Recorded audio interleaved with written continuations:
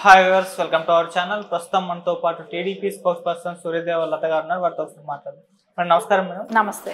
Madam, రోజా గారికి మరి రోజు రోజుకి తన పట్ల వ్యతిరేకత చూపించే వాళ్ళు పెరిగిపోతున్నారని చెప్పుకోవాలి. అంటే ఇప్పుడు కూడా చాలా మంది అంటే తన ప్రత్యర్థులు టీడీపీ పార్టీతో చేతులు కలిపారని చెప్పేసి వార్తలు రావడం చూస్తున్నాం. మరి తనకు అగెనిస్ట్ గా ఉండడం కూడా చూస్తున్నాం. అంటే సొంత వైసీపీ నేతలే ఎందుకంటారు? మరి ఇప్పుడు ఎవరు టీడీపీలోకి షిఫ్ట్ అయ్యారు? రోజా మీద వ్యతిరేకత అనేది ఎక్కువ అయిపోయింది. ఎందుకంటే ఆవిడకి ఉన్న అంటే అంటారు కదా, ఏదో ఒక మహారాణి లాగా ఫీల్ అయిపోవటం.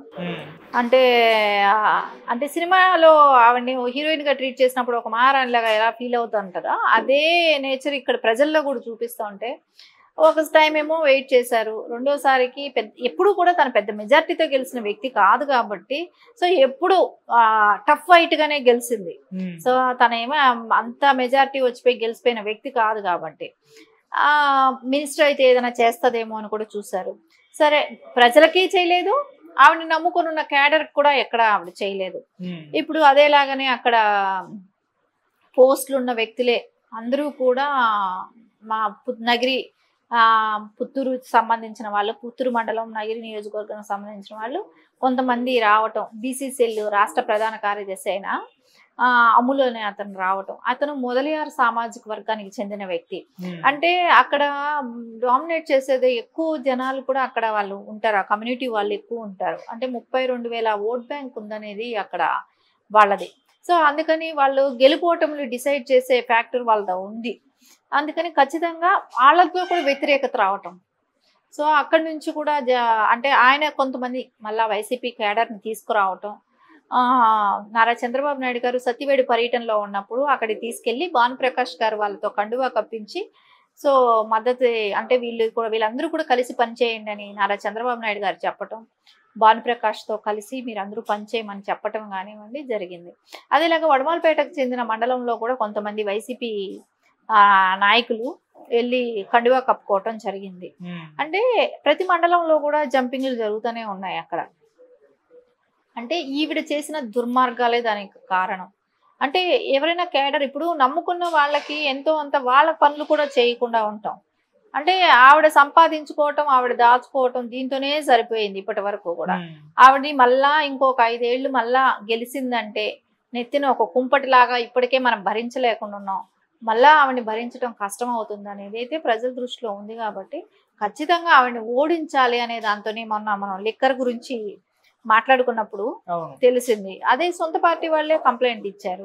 ఇప్పుడు అదేలాగానే ఇప్పుడు వాళ్లే మారిపోవటానికి అంటే ఆ పార్టీలో ఉండి తనకి పని చేయటం ఎందుకు అంటే వ్యతిరేకంగా ఎప్పటి నుంచో పనిచేస్తున్నారు. ఆవిడ మీద గత 4 ఏళ్లుగానే వాళ్ళు వ్యతిరేకత చూపెడుతూనే ఉన్నారు. అంటే వాళ్ళ ఉద్దేశం ఏంటంటే జగన్మోహన్ రెడ్డికి వరకు దృష్టికి తీసుకెళ్తే మనకు మళ్ళా ఏమైనా క్యాండిడేట్ మారుస్తారేమో. అంటే వాళ్ళు గతంలో కూడా కాంగ్రెస్ లో ఉన్నాళ్ళు, అంటే వైకాపాకంతా షిఫ్ట్ అయింది కాంగ్రెస్ వాళ్లే. కాంగ్రెస్ పార్టీ లేకపోవడంతో వాళ్ళకి ఇంకా తప్పకుండా జగన్మోహన్ రెడ్డి పార్టీలో జాయిన్ అవ్వాల్సి వచ్చింది.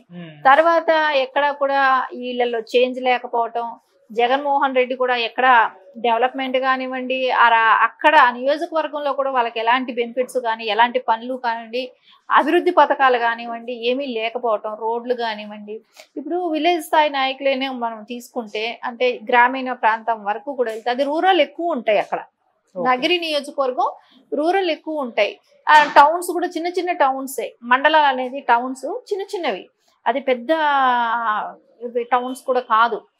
అలాంటప్పుడు ఎలా ఉంటదంటే అక్కడ వెళ్ళి వాళ్ళు ఓటు అడగటానికి వెళ్ళినప్పుడు ఏంటి మా ఊర్లో రోడ్డు ఉందా, నీళ్లు ఉన్నాయా, కరెంట్ రేట్ ఎందుకు ఇప్పటికి 10 సార్లు పెరిగింది, ఇవన్నీ అడుగుతారు. కొంతమందికి తీసేశారు ఈ పెన్షన్ డబ్బులే కానివ్వండి, అమ్మఒడి కానివ్వండి, ఇలాంటి పథకాలన్నీ కూడా తీసేశారు. విలేజ్ స్థాయిలో వెళ్ళినప్పుడు వాళ్ళు ఫేస్ చేయాల్సిన ప్రాబ్లమ్స్ ఇవన్నీ ఉంటాయి. కాబట్టి ఖచ్చితంగా వాళ్ళకి వీటికి సమాధానాలు చెప్పుకోవాలి.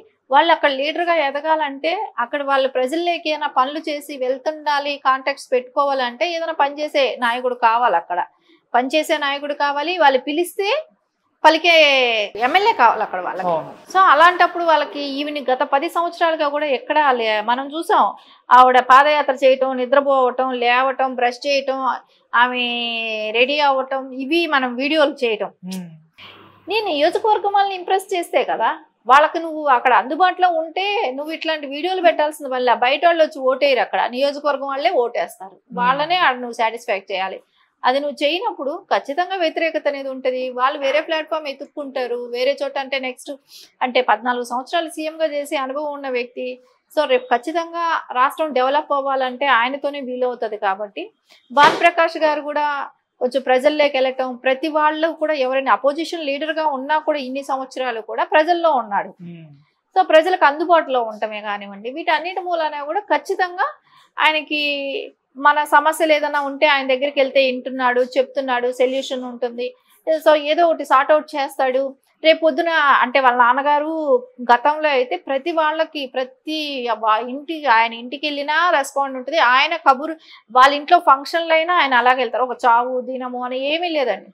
ఎవరైనా వెళ్ళి ఏదైనా ఒక కార్డు ఇచ్చి ఒక ఇది జరుగుతుంది అని కబురు చేస్తే చాలు వాళ్ళ ఇంటికి ఖచ్చితంగా వెళ్ళేవాళ్ళు. సో అలా వాళ్ళ సమస్యల గురించి కూడా ఆయన వినటమే కానివ్వండి, అక్కడ వాళ్ళకి సార్ట్అవుట్ చేయటమే కానివ్వండి, అవన్నీ జరిగేది. సో అంత పేరున్న నాయకుడు కాబట్టి డెఫినెట్ గా వాళ్ళ కొడుకు కూడా అదే స్థాయిలో ఉంటాడు అనేది ఒకటి. రేపు పొద్దున మనం వాళ్ళ నాన్నగారు ఉన్నప్పుడు ఆ టైంలో మనం ఎలా వెళ్ళి మన సమస్యలు చెప్పుకున్నామో, సో ఇప్పుడు వాళ్ళ కొడుకుకి ఒక అవకాశం ఇస్తే రేపు పొద్దున ఆయన నిరూపించుకోవటానికి కూడా ఒక ఛాన్స్ ఇవ్వాలి కదా.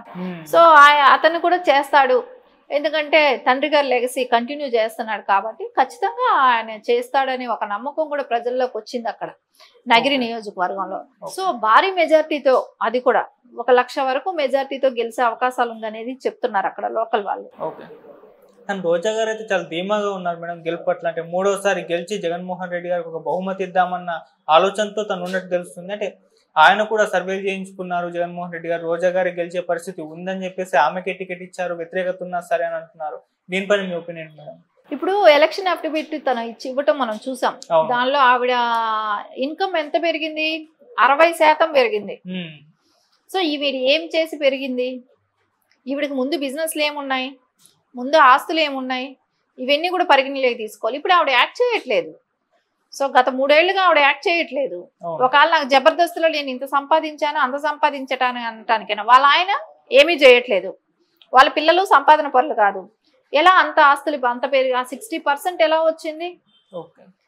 అంత పెరిగిందని అంటే ఆవిడ అంటే చూపెట్టింది ఒకటి, ఇంకా వెనకాల ఉంటుంది కానీ అంతవరకు అయితే చూపెట్టింది కదా. సో 60% ఎలా పెరిగింది? నీకు జీతంలో కూడా అంత పెరగదు కదా. ఒక ఎమ్మెల్యే కంటే వాళ్ళ దగ్గర ఖర్చులు కూడా ఉంటాయి. సో ఆ ఖర్చులు అయిపోతుంది. సో ఎలా పెరిగాయి? మీరు ఉండే లావిష్నెస్కి ఆ ఖర్చులు సరిపోతాయి. సో ఎట్లా పెంచుకున్నాం అంటే ప్రజాధనం అంటే అక్కడ నియోజకవర్గాన్ని దోచుకుంది, కొండల్ని పిండి చేసేసింది, కొండలు అనేది లేకుండా పర్యావరణాన్ని అన్ని నాశనం చేసింది. ఎందుకంటే అక్కడ అడవులు ఎక్కువ, అడవి ప్రాంతాన్నంతా కూడా అది తను గుట్టలు కొండలు ఉండే ప్రాంతం. అక్కడంతా కూడా తను గుల్ల గ్రావెల్స్ ఇవి ఇట్లాంటి మట్టి కానివ్వండి అన్ని దోచుకోవటం చేసింది. ఇంకా ఇసుక. సో అందుమూలన తను సంపాదించింది 1000 కోట్లు సంపాదించింది. అన్ని ఈ రోజు కొంచెం అఫిడవిట్ లో చాలా తక్కువ చూపెట్టడం కానివ్వండి, ఆ ముందు సారి కన్నా కూడా 60% పెరిగిందనేది ఇంకా అది చాలా హాస్యాస్పదమైన మాటలు. ఏమి సంపాదించుకున్నా అంటే ఎలా పెరుగుతుందో చెప్తే ప్రజలందరూ కూడా అట్లాగే చేస్తారు. ఏ రకమైన ఇన్కమ్ వచ్చింది ఆవిడకి? ఏం చేసి సంపాదించింది? మొగుడు ఏమైనా సంపాదించాడా? లేదు కదా. ఆయన ఏమైనా సినిమా చేశాడు ఈ మధ్యలో చెప్పాల్సింది? ఎక్కడా లేదు. సక్సెస్ఫుల్ డైరెక్టర్ ఇప్పుడు కాదు, ఒకప్పుడు కథ వేరు. అప్పుడు కథలు ఎప్పుడో నువ్వు పెట్టేసే ఉంటావు. నీవు రాజకీయ భవిష్యత్తు వచ్చిన దగ్గర నుంచి ఆయనకేమి సినిమాలు లేవు. సో ఎలా జరిగింది? ఎలా నీకు ఇంత ఆస్తి పెరిగింది? ఇవన్నీ ప్రజలైతే ఆలోచిస్తారు కదా ఈవిడ ఏ రకంగా దోచుకుంటుంది అనేది.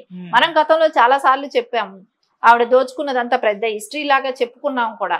సో దాని అన్నిటి మూలానే అక్కడ వాళ్ళకి ఒక చేంజ్ అనేది కావాలనుకోవటమే కానివ్వండి, ఆవిడ పార్టీలో ఎవరైతే ఉన్నారో ఆవిడకి ఎవరైతే అనుచరులు ఉన్నారో వాళ్ళందరూ కూడా మారిపోవటం జరుగుతూ ఉంది ఇప్పుడు. Okay madam, thank you so much. Thank you.